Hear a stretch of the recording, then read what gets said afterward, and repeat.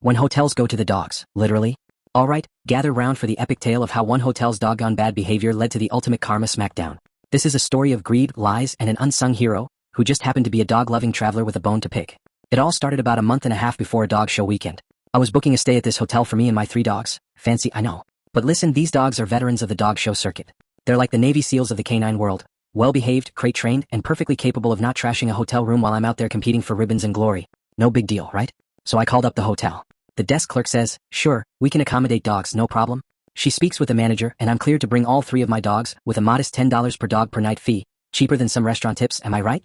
She tells me to make the reservation online, then call back so she can make a note of it on her end. It's all going perfectly. I make the reservation, I call back, and, boom, I'm all set. Dogs check. Notes check. I'm ready to conquer this dog show with my trusty sidekicks. But here's where the plot thickens. Fast forward to check-in time. I arrive, dogs in tow, ready to unpack and get to work. I walk up to the desk and ask for the side door because I prefer not to walk my dogs through the lobby and cause a scene.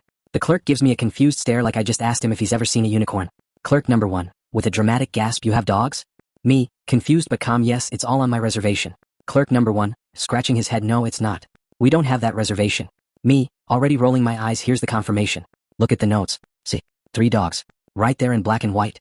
He squints at the screen for a moment, almost like he's trying to find a secret treasure map, then finally admits defeat. Clerk number 1, but he's still not done being a thorn in my side. Well, yeah, I found it. But you can't have 3 dogs. You're only allowed 2. Me, incredulously, I cleared this ahead of time with a manager. It's in the notes. We're good to go. But no, that's not good enough for this guy. Apparently, common sense is in short supply today. Clerk number 1, with the finesse of a deer in headlights, she had no authorization to do this. Oh no, we're not doing this. Not today. Me, starting to feel the anger rising, she cleared it with the day manager. He even said it was fine. It's right there. Why are you trying to screw me? Clerk number 1, scurrying away to find a lifeline, let me talk to the manager on duty. He disappears for a solid 5 minutes, probably trying to figure out how to handle his own incompetence. When he returns, it's like I'm about to enter some shady underground negotiation. Clerk number 1, nonchalantly, $50 and you can stay. Me, wide-eyed with shock, what? $50? You never told me about this fee when I made the reservation. I feel like I'm being scammed. Clerk number 1, with a smirk, yup, $50 in cash. There's an ATM next door. At this point, I'm steaming. But I'm also not an idiot. I walk back to my car, seething with rage, and call the hotel next door. Maybe they're not running a scam. Clerk number 2, saves the day, sure, we can take you. It's $25 a night, flat rate. We're a little full, but we'll find you a room. I'm like, well. A hotel that doesn't try to rob me blind. Who knew? Now, I call back to the original hotel. Me, fuming, I don't feel comfortable with the $50 cash demand. I made my reservation under your company's name.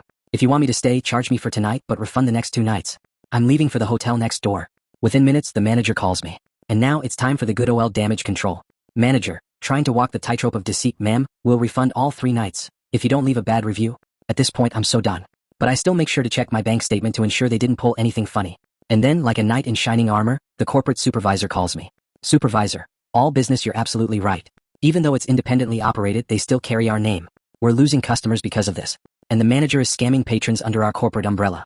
We'll handle it. You know, I'm just sitting here with popcorn enjoying the ride. The next day I get points added to my account, enough for a free night. And then a personal apology from the manager, like they've suddenly realized the error of their ways. But the best part? I didn't let them get away with it. I left reviews, the kind that haunt their nightmares. To this day, I can still hear the echoes of that clerk's voice, asking me for $50 cash, probably still wondering why karma decided to slam the door on him. Moral of the story, if you mess with my dogs, prepare for a whirlwind of drama, karma, and a very bad review.